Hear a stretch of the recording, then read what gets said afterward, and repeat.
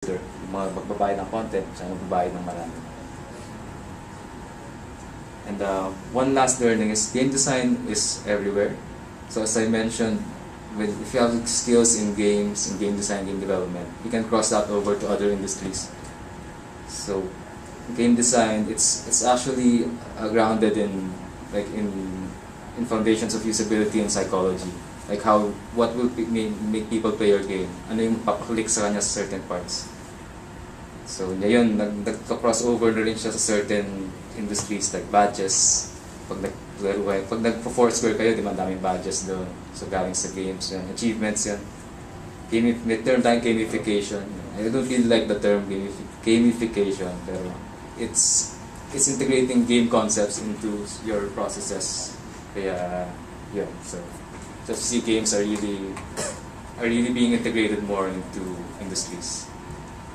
So there are some sites you can check out to know more about the market or what's currently happening in the market. Okay, so yun yung first part. Okay, backward. And the second part is I'll be talking about IGDA Manila and what we're doing and how you can get started making your own games. So I hope you guys picked up that the game dev industry is really changing from what it was a few years ago. There's a new wealth of platforms now. Developers can now distribute games to everyone, mobile devices, desktop, Facebook.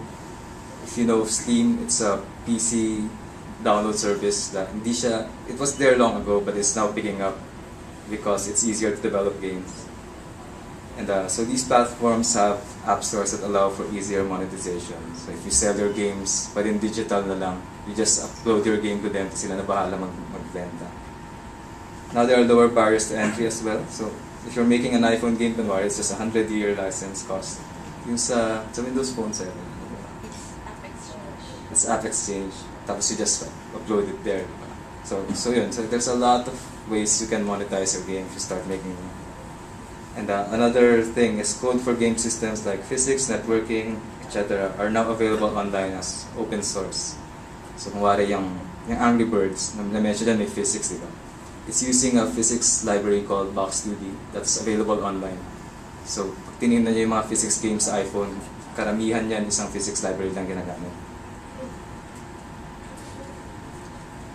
Yeah, so given those changes in the industry, even small teams are able to make massively successful games.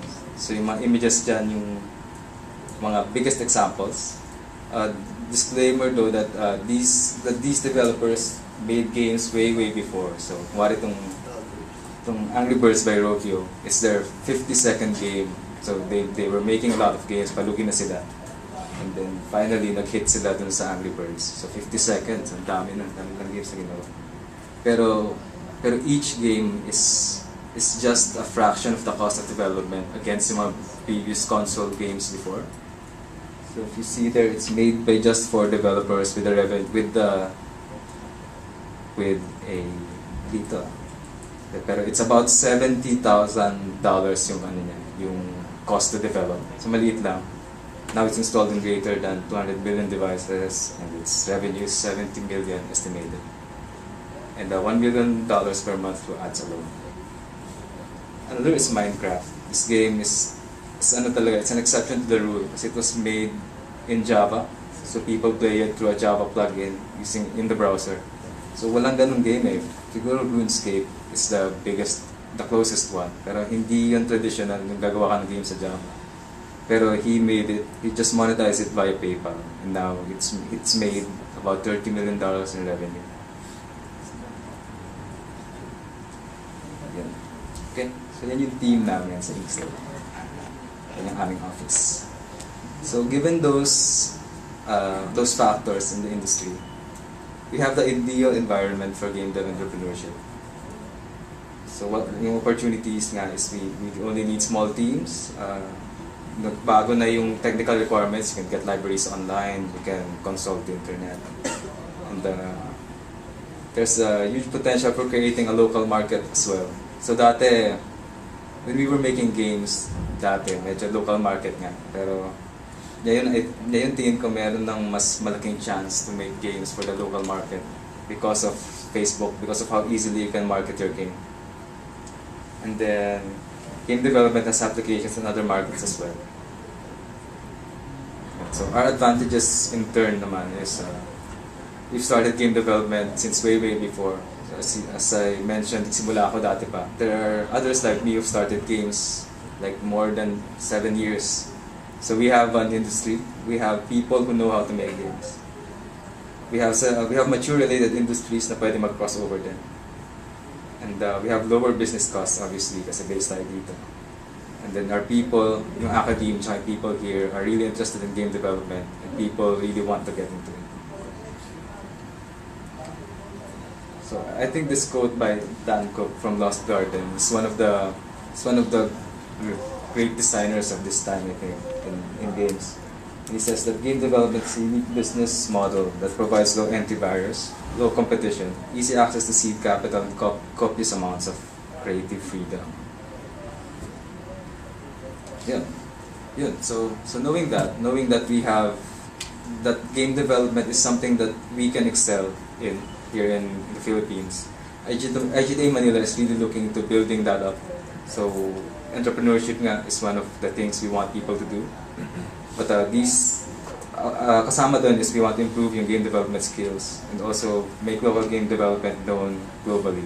So we have several steps that we're taking. We're meeting with people, we're collaborating with schools, and then we're building up our marketing, like on Facebook, creating our own site.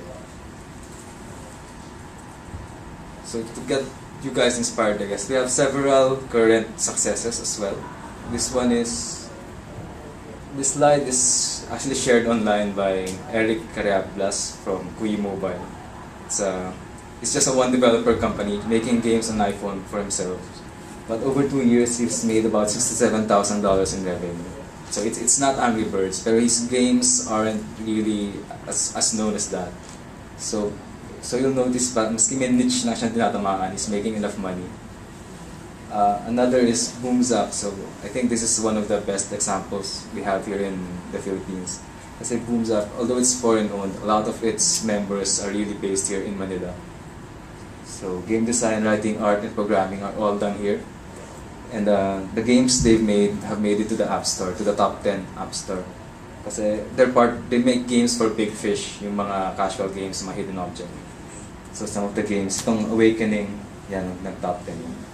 Awakening, tsaka Moodfellwood. Yeah, so what we want to do is IGDA Manila is to create a lot more of these local successes. So I think this is one of the things that you can easily get started with. So it's very similar to what Microsoft is doing dun sa Windows Phone 7, which is hackathons, game jams, creating games for a certain platform. But this is one example of the things we did. Nung birthday ni Rizal, we had a hackathon themed about making games based around Rizal. So gumawa siya ng parang detective game. Si Rizal parang Sherlock Holmes yung persona niya. Tapos itong another one naman is card game. Parang yung mga characters doon, sina Sisa, sina Basilio. Tapos parang may mga statistics sila. Yun. So we found that these game jams they really help people get their feet wet. Parang they connect with their peers. They also start thinking about making games and realizing that they can make games for themselves. So we've noticed that people who join these game jams actually start making their own companies. So it's repeatable behavior that we've noticed. Like over 2 game jams, we had 2 companies really starting companies. 2 developers starting companies now. So we aim to continue this and have people really make games and hopefully start up their own companies. Okay, so I'm about to end my slide, pero if you want to get involved in games, just make them. Just make your games. If you want to connect with people online, go to the IGDA Manila site, which is igdamanila.org.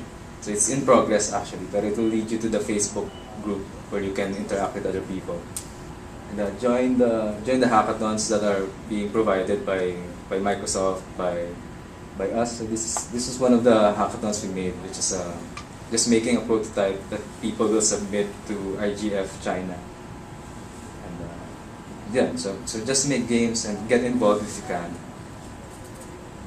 And I want to end with this quote by Al Gore. So I think it encapsulates how games have really become not just something for a niche market. He says that games have clearly arrived as a mass medium, and games are the new normal for hundreds of millions of users. So, yun. So I guess that's it. I have references here if you want to take a look, and if you need the slides from me, I'll just send it out to you guys. So, thank you.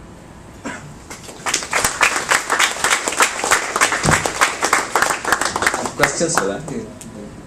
If you have any questions, I can take them. Wala questions.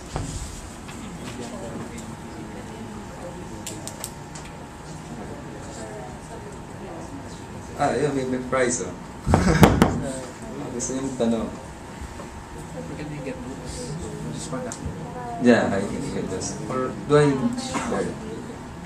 We will be sending you a URL link dun sa mobile developers group.